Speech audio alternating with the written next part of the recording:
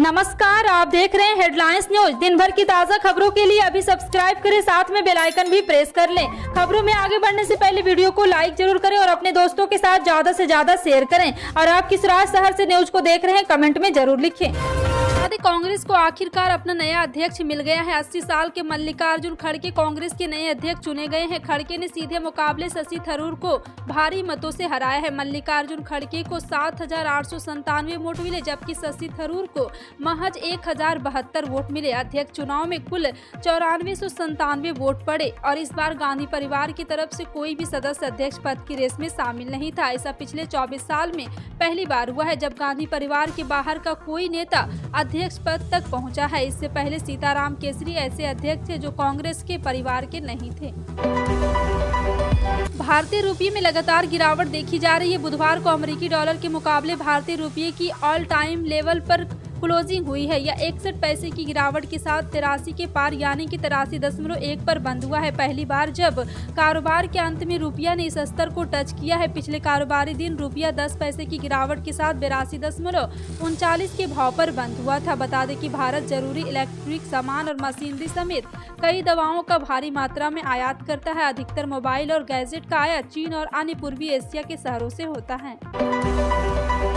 गुजरात के अडालज के त्रिमंदिर में मिशन स्कूल ऑफ एक्सीलेंस की शुरुआत करने पहुंचे पीएम मोदी ने कहा है कि गुजरात में 1 करोड़ से अधिक स्टूडेंट की अटेंडेंस होती है। उन्होंने कहा है कि गुजरात के 20,000 स्कूल शिक्षा के 5G दौर में प्रवेश करने जा रहा है। इस दौरान पीएम ने 5G के बारे में कहा है कि अगर मुझे इस टेक्नोलॉजी के गाँव की भाषा में समझाना हो तो मैं कहूँगा कि 4G साइकिल है तो 5G हवाई जहाज है। पीएम मोदी ने कहा है कि आज 5G स्मार्ट सुविधा, स्मार्ट क्लासरूम, स्मार्ट टीचिंग से आगे बढ़कर हमारी शिक्षा व्यवस्था को अगले स्तर पर ले जाएगा। Virtual reality, internet of thing की ताकत को भी स्कूलों में अनुभव किया जा सकेगा।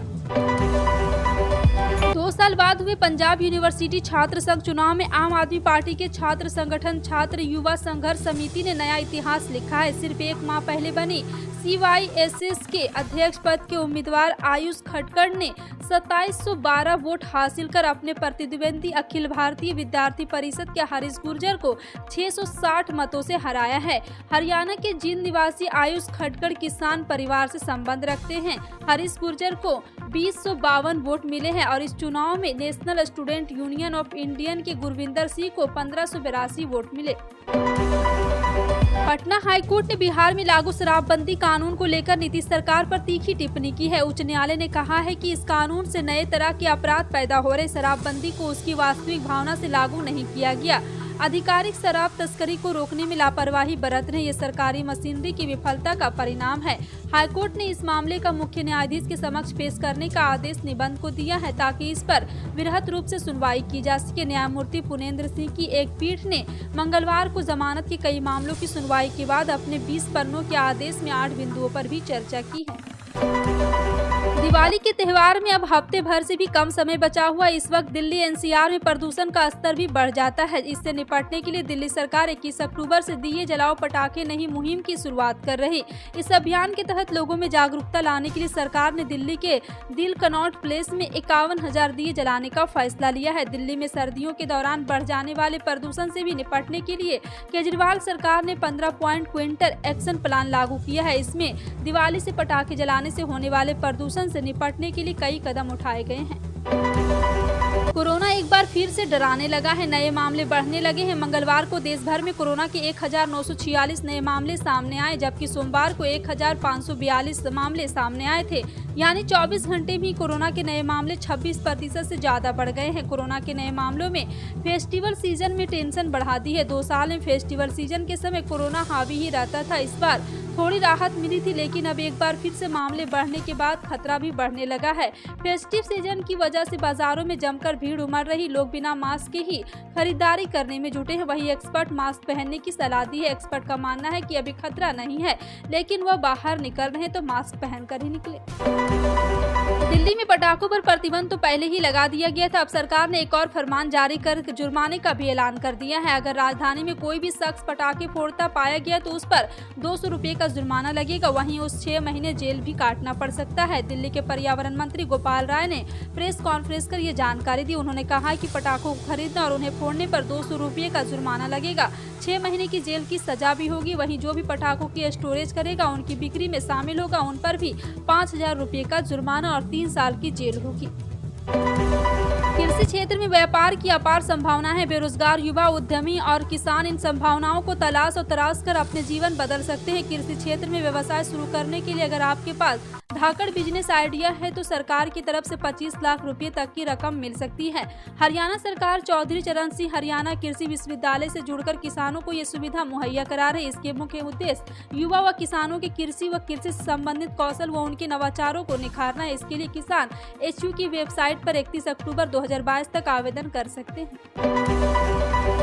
भारत और रूस से सस्ते दामों पर कच्चा तेल आयात कर रहा है। ये बात लगातार अमेरिका, यूरोपीय यूनियन के देशों को खल रहा है। ये देश रूसी तेल पर प्राइस कैप लगाने के लिए भारत पर दबाव भी बना रहा है। माना जा रहा है कि रूस के क्रूड ऑयल पर प्राइस कैप लगाया गया तो रूस को कच्चा तेल बेचने पर जो मुनाफा हो रहा है उसमें कमी भी आएगी। अमेरिका और यूरोपीय देश के प्रतिबंध के बावजूद भारत और चीन लगातार रूस से तेल आयात कर रहे हैं, जिससे प्रतिबंध का कोई असर नहीं पड़ा है। रूस से तेल जो पहले यूरोपीय देशों में पाया जाता था वो भारत और चीन जैसे देश कम दामों पर आयात कर रहे हैं।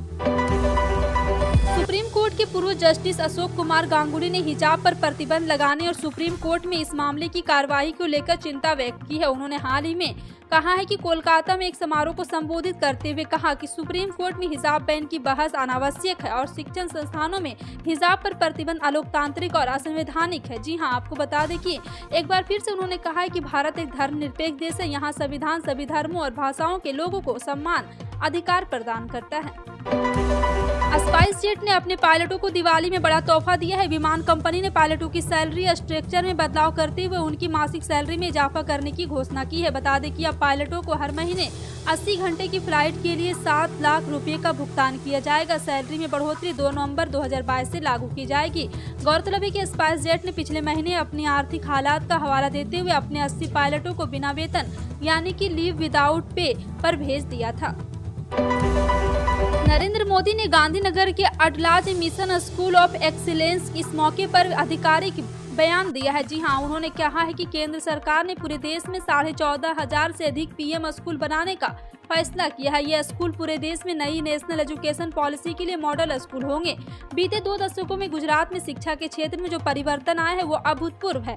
20 साल पहले गुजरात में 100 से 20 बच्चे स्कूल ही नहीं जाते थे और जो बच्चे जाते थे उनमें से कई बच्चे 8वीं तक पहुंचते स्कूल ही छोड़ देते। बेटियों की स्थिति तो और खराब थी। PM मोदी ने कहा है कि नई राष्ट्रीय शिक्षा नीति गुलामी की मानसिकता से देश को बाहर निकालकर टैलेंट को, इनोवेशन को निखारने का प्रयास है।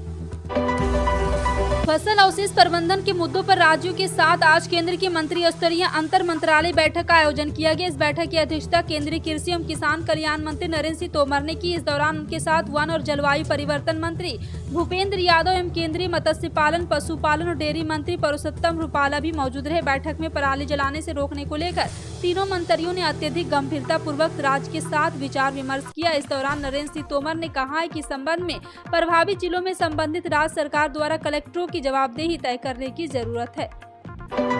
फैजाबाद जिले से लेकर रेलवे स्टेशन का नाम बदलने ही बदला जा चुका है। अब फैजाबाद कैंट का नाम भी बदल दिया गया और अब यह इलाका फैजाबाद कैंट की जगह अयोध्या कैंट के नाम से जाना जाएगा। ऐसा पहली बार नहीं है कि उत्तर प्रदेश में किसी स्थान का नाम बदला गया। इससे पहले भी रेलवे स्टेशन समेत कई जगहों के नाम बदल दिए गए। ऐसे में सवाल है कि आखिर किसी भी जगह का नाम किस तरह से बदला जा। हरियाणा में दिवाली से पहले सरकारी कर्मचारी और पेंशनरों के लिए खुशखबरी है, जहां प्रदेशी खट्टर सरकार ने कर्मचारी और पेंशनरों को दिवाली का गिफ्ट दिया है। इस दौरान सरकार ने मंगलवार को राज्य सरकार के उन कर्मियों को महंगाई भत्ते के 4% की बढ़ोतरी की घोषणा की जो 7वें वेतन आयोग के अनुसार अपना वेतन ले रहे हैं। DA की दर 34% से बढ़ाकर 38% कर दी जाएगी, जबकि बढ़ा हुआ DA अक्टूबर महीने के वेतन के साथ जुड़कर आएगा। साथ ही जुलाई से सितंबर तक के DA का एरियर नवंबर महीने में मिलेगा। दीपावली के मौके पर PM मोदी देश के युवाओं को तोहफा देने जा रहा है। वह देश भर के 75,000 युवाओं को नौकरियां देंगे। दरअसल PM 22 अक्टूबर को वीडियो कॉन्फ्रेंस के माध्यम से देश के युवाओं से जुड़ेंगे और 75,000 युवाओं को जॉब सर्टिफिकेट सौंपेंगे। इस कार्यक्रम में देश के अलग अलग शहरों से केंद्रीय मंत्री भी जुड़ेंगे। बता दें, पूरी फैमिली के साथ ट्रेन के फर्स्ट क्लास में सफर का मन है या फिर देश की किसी प्रीमियम ट्रेन में घूमने की इच्छा है लेकिन बजट साथ नहीं दे रहा है तो टेंशन ना ले, टिकट बुक करें और इस टिकट के पैसे बाद में चुका दें। जी हां, ई कॉमर्स प्लेटफॉर्म की इस सफल रणनीति को IRCTC भी भुनाने जा रहा है। ट्रेवल नाउ पे लेटर के इस सुविधा के तहत आप बिना पैसे के भुगतान किए रेलवे की टिकट बुक करा सकते हैं, जिसके बाद आप अपने हिसाब से इस पैसे को चुका सकते हैं। इन सभी खबरों पर क्या कहना है कमेंट सेक्शन में टाइप करके जरूर बताएं। इसी तरह की पल पल की अपडेट जानने के लिए जुड़े रहें आप अपने हेडलाइंस न्यूज के साथ। मिलते हैं अगली बड़ी खबर में, तब तक के लिए जय हिंद।